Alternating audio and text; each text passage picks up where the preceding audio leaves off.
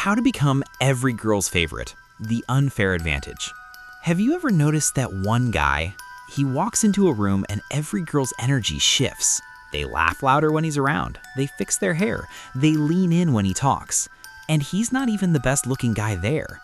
He's not the richest, he's not the most muscular, but somehow every girl wants his attention. Every girl wants to be the one he notices. And you're standing there thinking, what does he have that I don't? Let me tell you exactly what he has. He has something most men will never understand. He understands female psychology at a level that feels almost unfair. He knows what women respond to, not what they say they want, what they actually respond to. And the difference between those two things is everything. This is not about being fake. This is not about manipulation.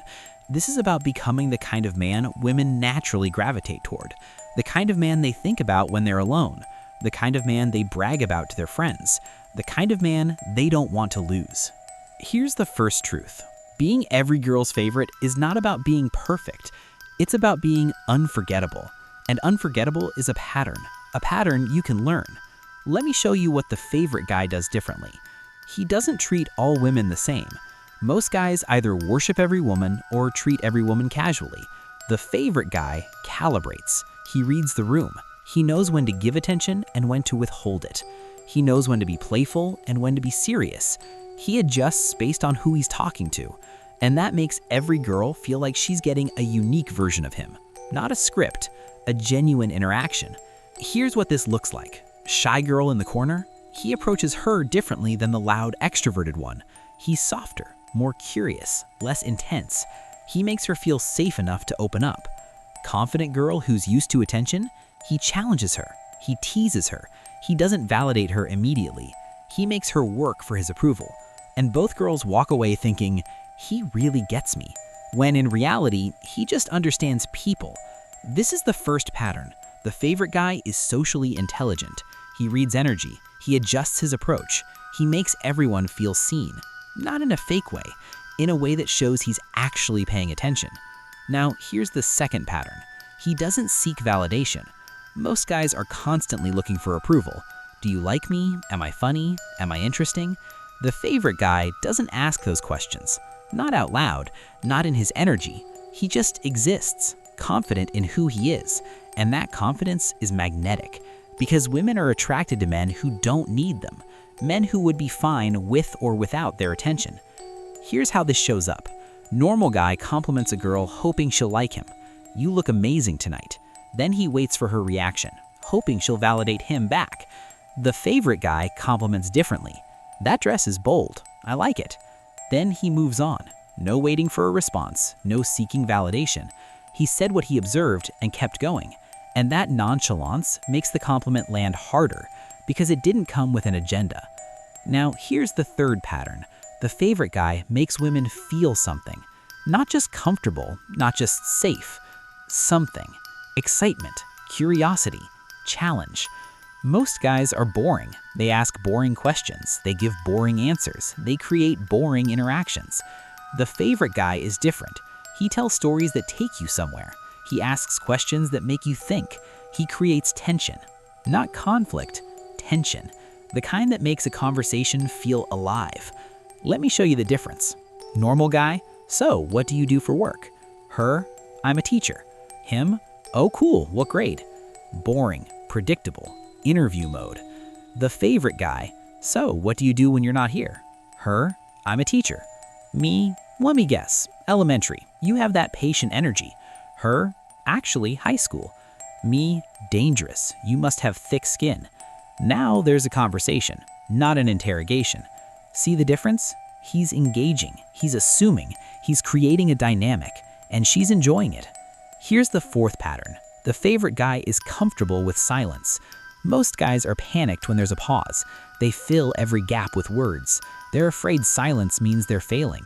But the favorite guy knows something they don't. Silence creates tension, and tension creates attraction. He's comfortable letting a moment breathe. He's comfortable with eye contact that lasts a second too long. He's comfortable not performing, and that comfort makes women comfortable, which paradoxically makes them uncomfortable in the best way. Because most guys are so try-hard that his ease stands out. Here's the fifth pattern. He doesn't give away all his attention. Most guys, when they like a girl, focus entirely on her. They ignore everyone else. They make her the center, and it kills the attraction. The favorite guy spreads his attention. He talks to everyone. He's friendly with the guys. He chats with the other girls. He doesn't make any one person his obsession. And this does something powerful. It makes every girl want to be the one he focuses on. It creates competition without him saying a word.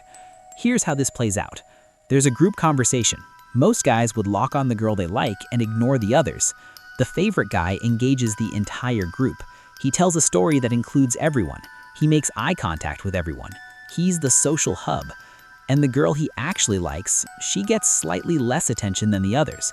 Not in a rude way, just in a way that makes her wonder, does he like me? Why isn't he focusing on me like the other guys do?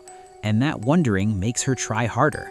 She laughs louder at his jokes. She positions herself closer. She tries to get his one-on-one attention. And when he finally gives it to her, it feels earned. It feels special because he didn't give it freely. This is the sixth pattern. The favorite guy understands scarcity. His attention is valuable because it's not given to everyone equally. His time is valuable because he's not always available. His interest is valuable because it's selective, and women respond to value. Now, here's the seventh pattern. He's genuinely interested in people, not just women, people. He asks real questions. He listens to answers. He remembers details. And this makes everyone around him feel important. Not just the attractive women, everyone. And women notice this. They see how he treats the bartender, how he talks to his friends, how he interacts with people who can't do anything for him. And if he's kind, respectful, and genuine with everyone, it signals that he's a good person, not just performing for female attention, actually good. And that's rare. That's attractive. Here's the eighth pattern. He has boundaries. The favorite guy doesn't tolerate disrespect, not from anyone. If someone crosses a line, he addresses it, calmly, firmly, without anger, just clarity. And women respect this, because it shows he respects himself. Most guys are so desperate for female approval that they'll accept anything. Rudeness, lateness, flakiness. The favorite guy doesn't. If a girl is disrespectful, he pulls back. Not in a dramatic way. He just becomes less available, less interested. And that boundary makes girls check themselves, makes them value his presence, because they realize he won't tolerate just anything. Here's the ninth pattern. He's fun. Not in a clown way, not in a try-hard way. He just enjoys life. He laughs easily. He doesn't take himself too seriously. He creates positive energy. Most guys are too in their heads, too worried about saying the right thing, too afraid of being judged. The favorite guy is present. He's engaged with the moment. He makes jokes, he teases, he plays. And that playfulness is infectious. Women want to be around him because he makes life feel lighter, not heavier. Here's the 10th pattern. He's mysterious. Not secretive, not closed off, just not an open book. He doesn't reveal everything about himself immediately. He doesn't trauma dump, he doesn't over-explain, he doesn't seek sympathy. He shares enough to be interesting, but holds back enough to stay intriguing. And that balance keeps women curious. They want to know more. They want to peel back the layers. They want to be the one he opens up to. Now, here's how all this comes together. The favorite guy is a combination of social intelligence, confidence without arrogance, emotional engagement without neediness, comfort with himself, selective attention, genuine interest in people, strong boundaries, positive energy, and mystery.